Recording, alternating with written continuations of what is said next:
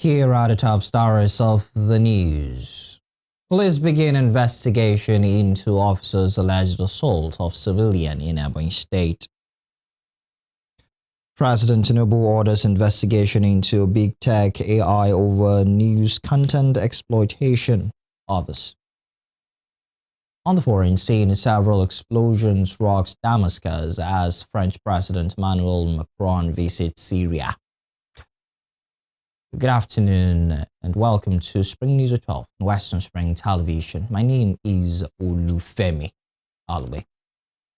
Authorities of Ebonyi have started an investigation into officers' assault of a civilian in Uhuaku local government area of the state. The incident, which gained public attention after images circulated online, occurred in the early hours of Monday and involved personnel attached to the Uhuaku Police Division of Ebonyi State. In a statement this morning, the command's public relations officer, Joshua Ukandu, said the officers had been identified and detained.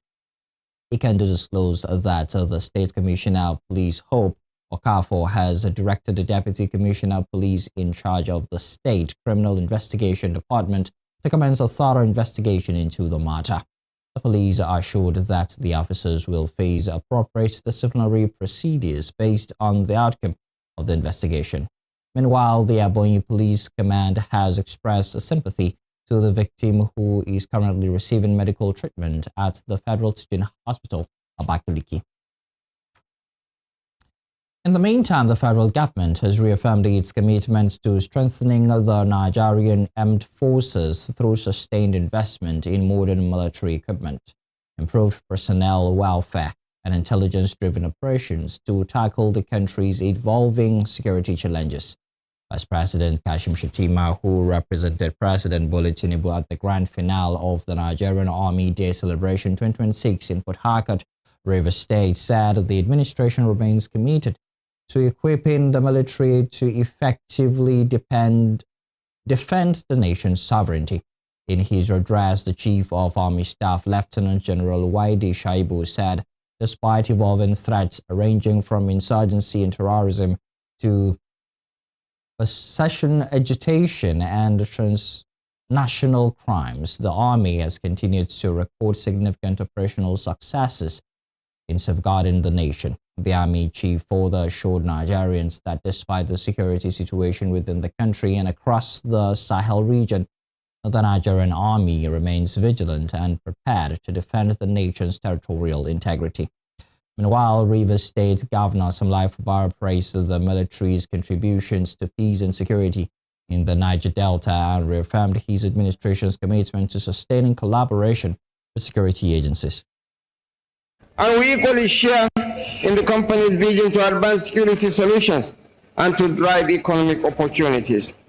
To this end, successive governments have made efforts to revamp the Defense Industries Corporation of Nigeria, DICON, and the coming on board of the African Land Forces Forum to promote the growth of our defense industries is a welcome development. It is my hope that this strategic partnership will be a great boost to the efforts of DICON to produce high-end combat enablers with bright prospects for job creation and local content development. The Nigerian Army has displayed professionalism today, have shown expertise, have shown improvement in technology and manpower development. What else am I supposed to read here? But to thank Mr. President for giving him the willingness, the strength to give this enablement to the Nigerian Army. We continue to invest in training, intelligence, and modern equipment, while deepening collaboration with sister security agencies. Our ongoing modernization efforts and community engagement initiatives have also aimed to strengthen public trust and further enhance the effectiveness of our operations, ensuring that the safety and security of every Nigerian. Away from security to politics, former Borno State Governor Ali Modu Sheriff has dismissed Peter Obi's chances in the 2027 presidential election, insisting that the former Anambra State Governor will not secure the support of Northern voters. Speaking in a news chat on Monday evening, Sheriff said he was not concerned about Obi's presidential ambition despite the former Labour Party candidate's strong performance in 2023. Obi, who polled more than 6 million votes to finish third in the 2023 presidential election on the platform of the Labour Party, seeking the presidency again in 2027 under the newly registered Nigeria Democratic Congress, NDC. However, the All Progressives Congress APC chieftain maintained that the former Anambra governor would not succeed because, according to him, the North would not vote for him. Sheriff also defended President Bola Tinubu against Obi's recent criticism over the country's security challenges, with the former governor recently calling on the president to resign if he cannot protect Nigerians. Responding, Sheriff said Obi was the least qualified person to demand the president's resignation, insisting that Tinubu was making genuine efforts to address the security situation.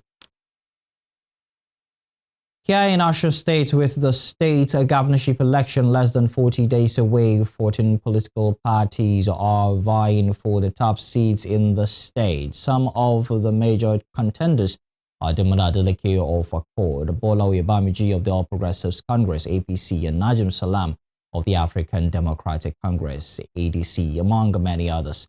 In this report, Western Spring Television's correspondent Lydia Adebayo takes a look at how well Osun electorates know their candidates. It's barely a month until the Osun governorship election, and campaign banners of different political parties decorate walls and key areas in the state capital.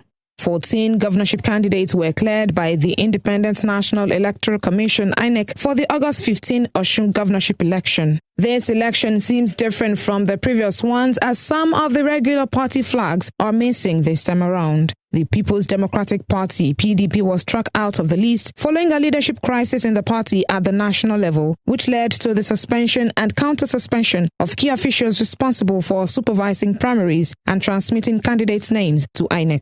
But this was favorable for another party, Accord, who would later become the ruling party in the state after PDP's candidate Demola Adeleke switched allegiance following the crisis and came under Accord for his re-election bid. The other regular face in the state election, the All Progressives Congress (APC), is fielding Bola Oyebamiji. Meanwhile, the African Democratic Congress (ADC) joined the major contenders this time around, represented by a former speaker in the state, Najim Salam, while Labour Party was also omitted from the list of candidates because it failed to complete and upload names and personal particulars of its candidates on INEC portal before deadline. Other contenders include Yemisi Okpawoye Adiagbo of the Action Democratic Party (ADP), the only female candidate in the election, Olajide Esan of the African Action Congress (AAC), Olanrewaju Farinloye for Action Alliance. Prince Adeshino Adeyemi Doro is representing the All Progressives Grand Alliance (APGA), Adebayo Adewale for Allied People's Movement (APM), Bamiji Clement Adeshiyi for Action People's Party (APP).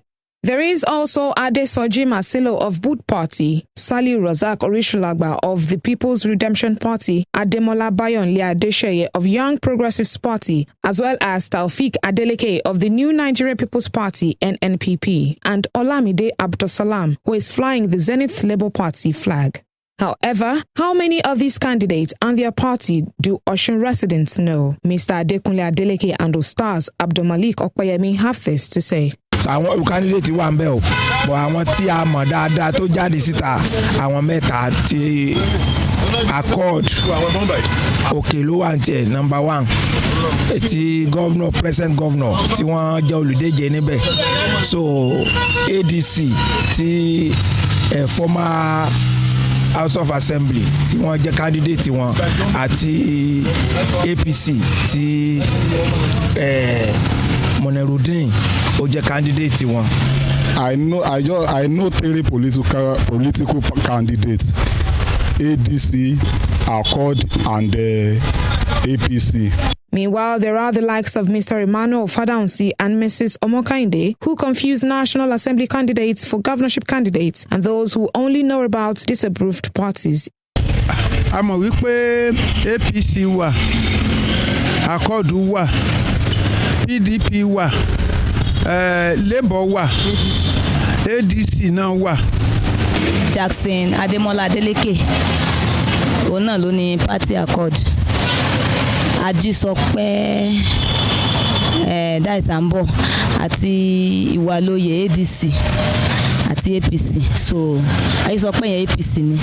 In their defense, Mr. Adeleke noted that most of the other parties are not popular and are not vocal about their aspirations. He also maintained that residents have already decided who to vote for on election day, whether or not other parties campaign. So àwọn tó kù wọn fi gbogbo ara jáde gẹ́gẹ́ bí candidate tí aráàlú ó mọ̀ dáadáa ṣùgbọ́n tí inú àwọn candidate wọ̀nyí aráàlú mọ ẹgbẹ́ wo ni àwọn ń fẹ́. With just 40 days to Osun governorship election, the onus lies on stakeholders to create more awareness on the many options available for residents to choose from, as well as whose manifesto best fits their desires for the state. Lydia Adegbaju, Western Spring Television News.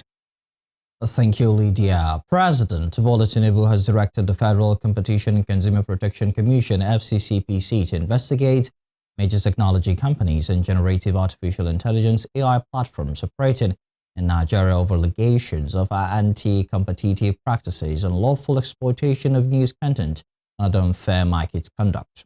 The investigation follows a joint petition submitted to the presidency by the Nigerian Press Organization, comprising the Newspaper Proprietors Association of Nigeria, the Nigerian Union of Journalists, the Broadcasting Organizations of Nigeria, and the Guild of Corporate Online Publishers. Announcing the development in a statement on Monday, the FCCPC said the directive was conveyed by the Minister of Information and National Orientation, Mohammed Idris.